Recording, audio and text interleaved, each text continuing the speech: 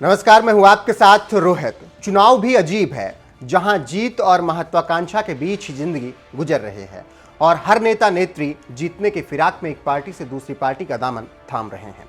तो कहीं पिता बेटा आमने सामने है, तो कहीं पति पत्नी, तो कहीं कोई और रिश्ता आमने सामने नजर आ रहा है और एक दूसरे को टक्कर दे रहे हैं। जैसे कि स्वामी प्रसाद मौर्य समाजवादी पार्टी से चुनाव लड़ रहे हैं, तो उनकी बेटी संघमित्रा मौर्य बीजेपी की सांसद हैं और बीजेपी की बात कर रही हैं। उसी तरह और भी कई मामले सामने आ रहे हैं। उसी कड़ी में एक ऐसा मामला सामने आया है जिसमें योगी सरकार की मंत्री स्वाति सिंह काफी चर्चा में है। खबर है कि योगी की मंत्री स्वाति सिंह का टिकट खुद उनके पति दयाशंकर सिंह काट रहे हैं और अपनी ही पार्टी यानी कि बीजेपी से पत्नी की सीट पर चुनाव लड़ना चाहते हैं। तो उधर पत्नी लखनऊ की सरोजनी नगर सीट पर दम दिखा रही हैं। ऐसे में लखनऊ की सरोजनी नगर विधानसभा सीट काफी दिलचस्प हो गई है, जिसमें दोनों नेता यानी कि पति पत्नी की रैली, पोस्टर और होर्डिंग दिखाई दे रहे हैं और दोनों एक दूसरे को टक्कर देते एक पार्टी से नजर आ रहे हैं।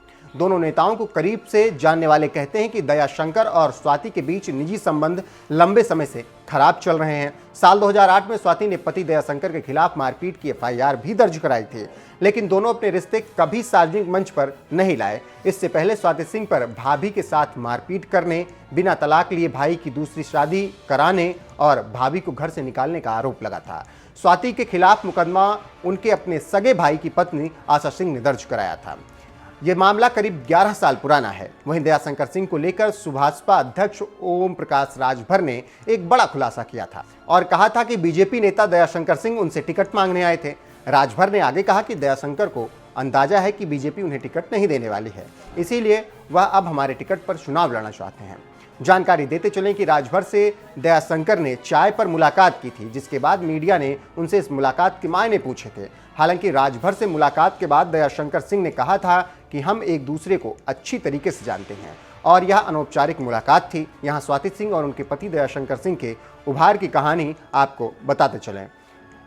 दरअसल बात 2017 की है। विधानसभा चुनाव से पहले दयाशंकर सिंह ने बीएसपी सुप्रीमो मायावती पर अभद्र टिप्पणी की थी, जिसके बाद बीएसपी कार्यकर्ताओं ने नसीमुद्दीन सिद्दीकी के नेतृत्व में लखनऊ में बड़ा विरोध प्रदर्शन किया।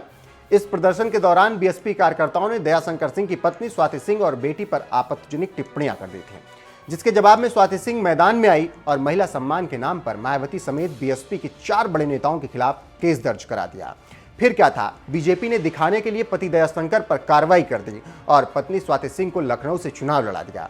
फिलहाल आज मामला कहां तक पहुंच गया है ये बताने की जरूरत नहीं है और आप पूरी तरीके से ये जान भी गए होंगे कि क्या कुछ चल रहा है और सरोजनी नगर की सीट इतनी दिलचस्प क्यों हो गई है। फिलहाल देखना होगा कि बीजेपी किसे वहां से मैदान में उतारती है। क्या दयाशंकर सिंह होंगे या फिर स्वाति सिंह एक बार फिर से वहां पर चुनावी हुंकार भरेंगे, ये सब अभी भविष्य के गर्त में है, लेकिन मुकाबला फिलहाल दिलचस्प दिखाई दे रहा है।